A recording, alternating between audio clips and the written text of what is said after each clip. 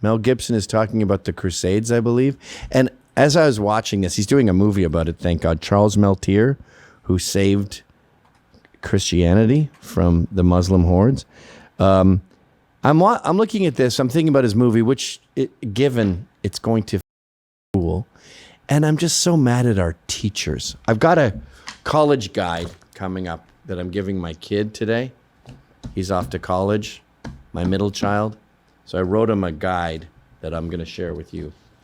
But part of it is your teachers are, and when I see this, I'm like, how the did our history teachers manage to make the Crusades, Western victory, the American Revolution?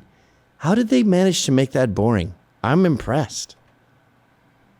Working on a TV limited series about the Siege of Malta, which is an incredible story. And there's only one place to film that. I mean, in Malta, because that's where it happened, at these fortresses, where 700 knights defended Malta against an onslaught from the Turkish. And Suleiman sent 40,000 men and ships. Muslims. And wow, the knights won.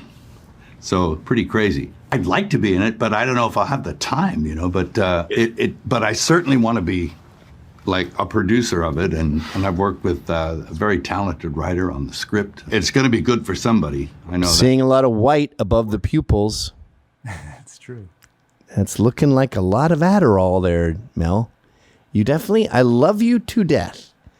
You're one of the most important filmmakers of my generation. I was a Mad Maxaholic as a kid, and now Apocalypto and what's the Jesus one again?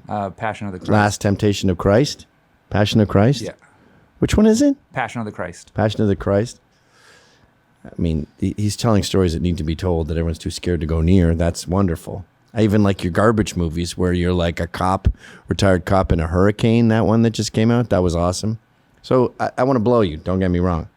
But you are fucking weird. Is that Adderall? Your Joe Rogan was just autistic. But is that sort of tangentially close to what you're talking about? No, not really. The thing that, okay, let's see, what could I say? I could say this is an event that is, there's a big book about it. It's a well-known event, very important in modern American history. There's a thing that I found that's not in the big book that sort of blew the case open. Ooh, are you going to tell me after the show? Yeah, sure. Ooh, this is juicy goss. Hi, this is Anthony Cumia. And hello, I am Gavin McInnes. Together, we're Compound Censored. And we'd like you to subscribe to our network that has more fantastic content you could shake a stick at. Use this promo code for a one-time super offer. Do it. It's uncensored and oh so entertaining. Speaking of myths, I thought this one was interesting. 4-3. This super arrogant sow of a cunt was on GB News, and we've had trouble with her in the past. Her hair is made of Lego, and a white man dares to point out, I haven't even started the show, by the way, we're off at a million tangents. A white man dares to point out that we were pretty good when it came to slavery, especially the Brits.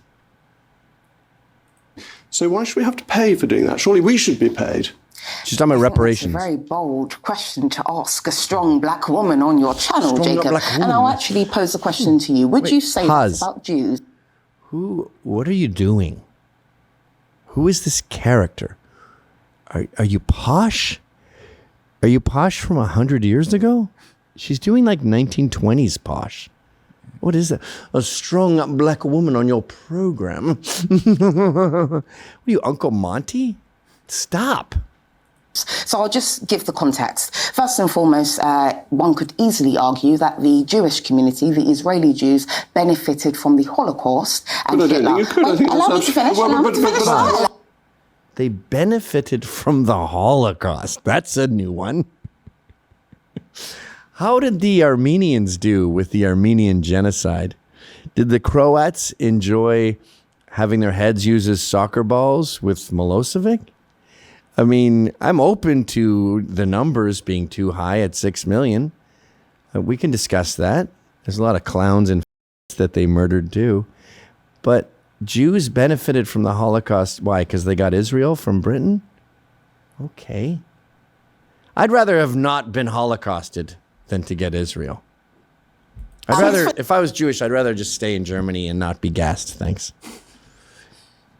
Let me bring it home, Jacob. Let me bring it home. They benefited from Holocaust and by the way, to the fact who else? Stop. What other group, demographic, gender, everything gets to sit on national television and say the Holocaust was great for the Jews? It's a double fucking standard. If he had said that, we'd never see him again. He'd be banished to the gulag. But for her, it's an intellectual foray into hypotheticals. Were given the state of Israel, their life expectancy improved, and last but not least, their GDP improved. Israel's GDP improved. Stop. Their life expectancy improved? The Jews' life expectancy post-Holocaust improved. Yeah, I would imagine it would. You'll notice when you look at a group during a genocide and a group after the genocide, the Hutsis and the Tutsis are killing the Zulus and the Hulus. Oh, my heart bleeds for Africa. You'll notice after the Rwandan genocide that the Tutsi lifespan vastly improved. So, therefore, the Rwandan genocide was good for the Tutsis. Nice logic, lady. As a result of Germany giving reparations in 1952. So would you say on national TV about the Jews that they should be happy and should be thanking Hitler and the Holocaust, Amy and David, for what they have gone through because they have benefited in terms of money? I would argue that Amy and David, Jacob wouldn't say this about Jews, but he's saying it about black people. So let me know what you're saying here, Jacob. I'm saying it about the whole history of the British colonies, which was stunningly successful. What you've said... He's familiar with history, unfortunately for her. It's just nonsense. Amy's ignored that, hasn't he? I'm answering it. Point, because the British, in the Balfour Declaration, said there should be a homeland for the Jewish people before the Holocaust. That wasn't a consequence of the Holocaust. It was British policy beforehand. She's never heard this before. What you're saying is simply historically wrong. No. If you're going to say that I'm historically wrong, no problem. Let's go back to slavery and the topic under discussion. This is an interesting discussion. When was the Balfour Declaration? I'm going to go with 1914. Although I'm having second thoughts and thinking maybe 1929. 1917. 1917. What was my first? Did you say 1914, did you say? Good work, me. Pretty good. Pretty good. You want me to ignore your point? I want to address the point that you just made. And it wasn't just to do with the Balfour Declaration. Please? Let me just be clear. Their life expectancy, Jewish people's life expectancy was ruined because we're all killed. It improved due to the fact they were given the state of Israel. I'm afraid your argument is... By the way, everyone's life expectancy has always improved since the beginning of recording life expectancy, and even before that. We can tell by the bones of cavemen that they died young. I believe millennials are the first ever in history to live less long or to have a shorter life expectancy. Or maybe it's Gen X, but obesity, our gluttony has brought us to the point where for the first time ever, we're living less long than our parents. I can't remember what exact generation that is, but that's where we're at. But up until those fat, gigantic pigs, we were all living longer. Was given reparations in 1952 and their country improved and thrived as a result. So even if you want to ignore the fact that they were given the state of Israel, we have to acknowledge the fact that Jewish people's life improved and the country improved as a result in terms of reparations. Israel was the Palestine mandate and was run by the British. So if it's a success of Britain, not anything to do with the horrors of Germany. But it's the British who stopped slavery. No country in the world had ever tried to stop slavery before the British did it in the beginning of the 19th century. That's actually inaccurate.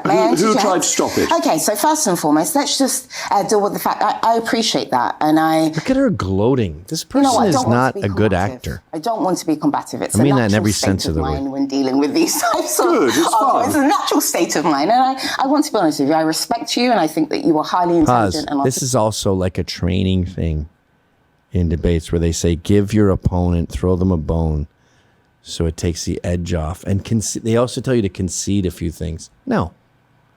If I'm right, I'm right. And if I'm wrong, I'm wrong. I'm not going to take a few things on the chin in order to further the discussion. Lick my balls. And I want to give you what is due in terms of a conversation. So let me just retort by saying, you asked me the question, no one else stopped slavery before the British. That was your question. Yes. I want to be honest in saying, if we really want to be pedantic, which is my favourite way of life. Who are you? Denmark. So wait, allow me to finish, sir. Allow me to finish. I know we have limited time, but you asked me a question. But Denmark didn't have the Royal Navy. Denmark may have wanted to do... Denmark was against slavery. So? It meant nothing. They didn't have the Royal Navy. They had no way to actualize this random whim. So just because some random Northern European country said, I disapprove of racism or slavery, and did fuck all about it and had zero ability to do anything about it, is irrelevant. And as far as the colonies go, Denmark continued to have slaves. They just said, we disapprove of this, and we'll be slowly, what's the word, functioning it out, playing it out, taking it down. What's the term I'm looking for? They will be dismantling it. Anyway, they'll be doing that. And like America did that too, by the way. Before the Civil War, they said we should wrap this up. No more importing slaves. If you have slaves here, okay, we'll work it out. It sounds too hard to get rid of them all, although they ended up doing that. But no more importing slaves. It was our power and our wealth that did it. The Royal Navy, which is the West African Squadron. I know. Can I just finish my point, if you wouldn't mind? Reminds me of my mother being... The Denmark, in terms of, I think it was Christian VII of Denmark, actually opposed slavery and announced that it would end in regards to the Danish West Indies. So in other words, eventually Denmark would stop slavery in the West Indies. I think dismantling was the word I was looking for. Allow me to finish. But we can go even earlier. And they finished that in 1792. So Denmark, that was 45 years. Finish it though. Before the British. They didn't do anything. The king just said this is bad. We're going to have to finish, unfortunately. I'm going to talk, Jacob. We're going to have to finish. But it doesn't, even like I've often said America ended slavery, but America was similar in the sense that they had a brutal civil war, but they couldn't really end it internationally. I mean, they did create the Marines to go fight the Berber pirates who were stealing our women and turning them into sex slaves. But as far as going over to Africa to end slavery globally, you had to have the Royal Navy to do that. And Britain did, and they ended it. And instead of her showing any gratitude, she digs up some woke king from Denmark who literally sat on a throne and said, I don't approve. Okay, that's nice. But you're ignoring the Emperor Charles V in the 16th century. We're going to have to go. So we have Portugal, we have Denmark, that finished. Portugal. Okay, slow down. No one was more ruthless than Portugal. They basically invented the whole idea of taking advantage of the already existing slave trade and bringing it to the Caribbean.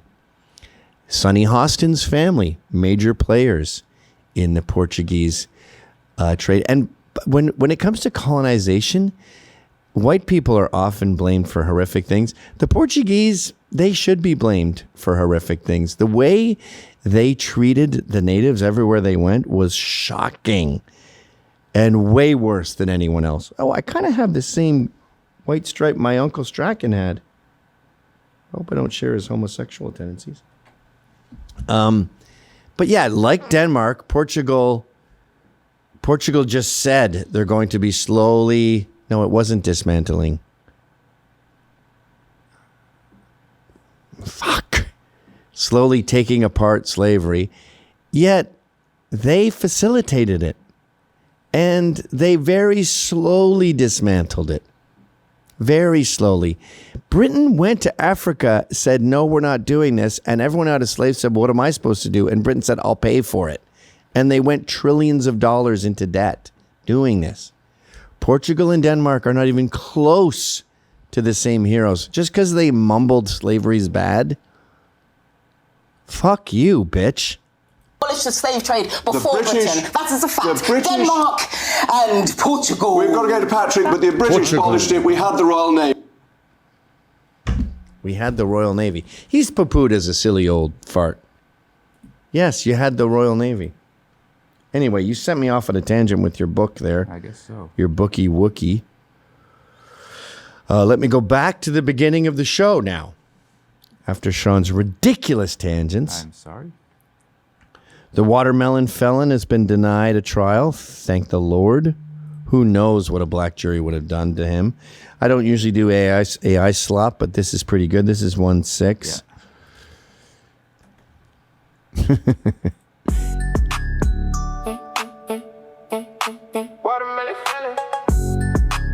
It's what the victim's father called him. Got a tag on the bag, it say watermelon felon. Sneaking through the market with a grin too telling. Pineapple spears in the cup, dip red like a potion. Everybody looking like, man, what you selling?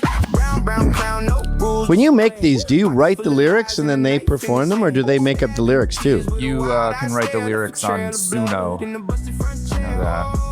Too slick, talk too quick, ducking every camera, then he do that trick. Did you hear he'd been fantasizing about stabbing and killing people? His ex-girlfriend. Yeah, his ex-girlfriend had all these texts where he's like, I want to stab a nigga. And lick the blade. Lick the blood off the blade. That was not admissible. And as I pointed out on X, Derek Chauvin was merely doing what the handbook, the rookie police handbook, told him to do verbatim. I mean, it looks exactly like what George Floyd did. That wasn't allowed in court. They called an ambulance that couldn't get to the George Floyd because of the stupid woke crowd. That's why he died. That was not admissible. Shiloh Hendricks. Her lawyer wanted to discuss the give, send, go for the alleged victim. That was denied. That's got to get a retrial. That judge was egregious, telling him to shut up, yelling at him in court. That one was nuts. But yeah, they hide evidence. Meanwhile, Irina, look at the way her murals are defaced. By white people. I guarantee you this is white people. Please vandalize this. Spelled wrong, right? Fuck her, bitch. How dare you get your throat slit? What? Wow. You can tell it's white people. Fuck you. Take it down. Stupid stabbed bitch. How dare she sit on a train? How dare she make blacks look bad? That's literally what's happening there. Isn't that insane? Yep. Speaking of extreme racism, we lost Nick Bougas, also known as A. Wyatt Mann. He did the first Answer Me. He also did the... What's that called again? The Happy Merchant? Yeah. That's him. Very talented artist. Sad to see him go. Wildly offensive, racist, and anti-Semitic cartoons, which I may criticize if we were all on the level playing field, but we're not. So let's look at some of his incredibly offensive content. That's just a masterpiece. I mean, when you think of Answer Me and Jim Goad, you think of that. That was the first one. No, I have links, Sean. Oh, okay. That, I think, is his greatest work, is that explosion coming out of a head. So, if you enjoyed that clip... Then subscribe to Compound Censored using this promo code.